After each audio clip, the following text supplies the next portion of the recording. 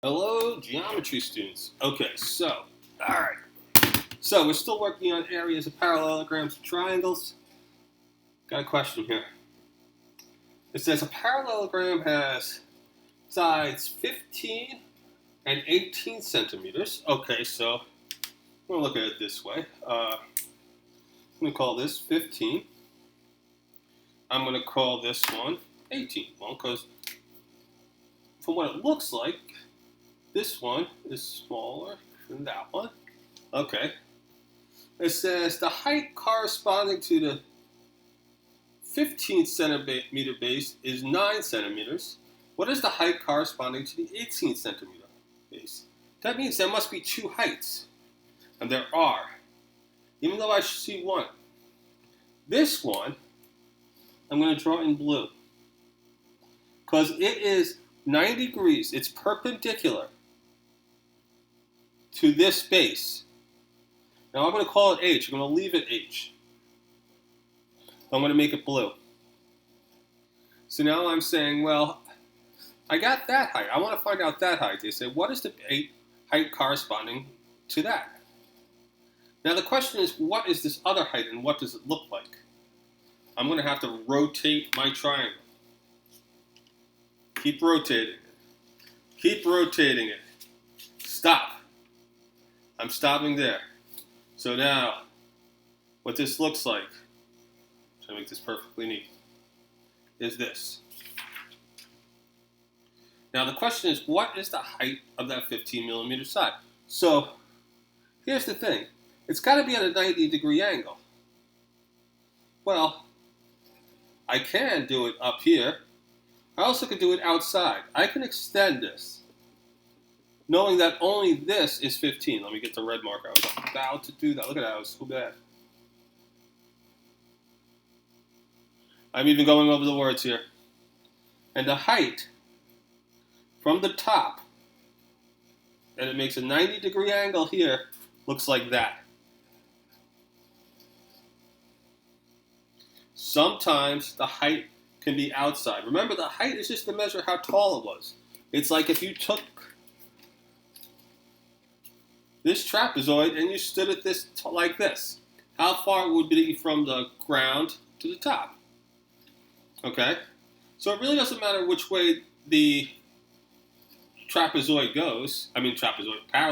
goes. There's always a height. Now you'll see this height, they say, gave us a number, they said, is 9 centimeters.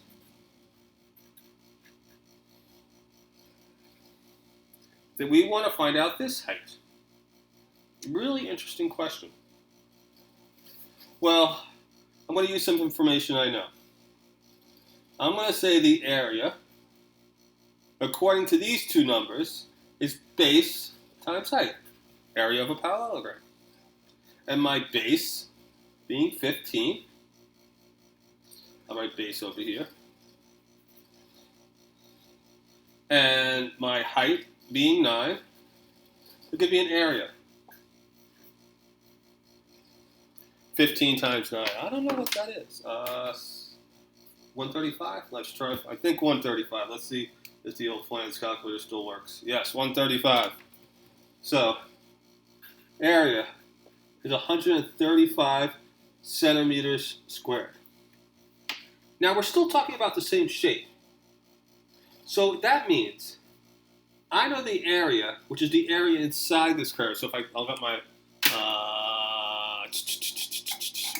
I had a yellow marker. It's gone. Here it is. Okay. It's the area inside. All this yellow, the carpet. If you had to put a carpet on top of this, that would be the measure of the area. But it's base times height. Well, look at this. Oh, no. Flans is going to make us do algebra. Yes, I am. Okay, so I'm going to do it now using the other pieces of information. Area equals base times height. I know the area. Equals. I know the base. I don't know the height. Algebra. Got to get the h by itself. Divide both sides by 18. The height in this direction is Drum roll, please.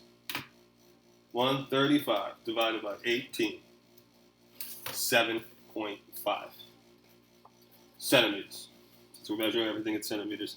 H equals 7.5 centimeters. Interesting. Very, very, very interesting. So now we got to talk about real quick before we go about the different ways you can have heights. Okay. Now,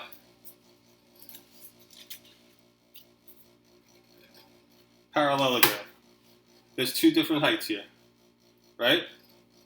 Remember, it's always 90 degrees. I can have one that's 90 degrees like this, and I could have one. So this one, I'm going to call this, let's give it a name, A and B, right? That base in height, but there could also be this one, which I could call Y and Z. It's always got to be perpendicular. If you can find a right angle here, you can do it. Okay. Other ways you can find these. So let's think about something else. Let's think about triangles. This triangle. Base, right? Height. From the top to the bottom, 90-degree angle. That's the height for this type of triangle. For another type of triangle, oh, this is a messy one. This is my least favorite type of triangle. An obtuse triangle, like this one. The base could be here, but similar idea. The height, trying to keep this in order, it's very hard to work with, is right here. Let me put my finger away. So if you see, I could draw outside. So the height is, think of it from the top of it to the floor. The base is the floor. Don't measure it this way. You measure it this way. The one that really always works out nice that I super, super, super love is the right triangle. Because the trick with the right triangle, let me move this up. If this is the base, and you're looking at a right triangle, and you know this is a right angle. Remember, these all have to be right angles, right? This is the height. So it only works that way. On the right triangle, it's right there inside of it. On the ugly, disgusting, obtuse triangle, it's on the outside. And on the more conventional, acute triangle, it's on the inside. So there's different ways to have heights.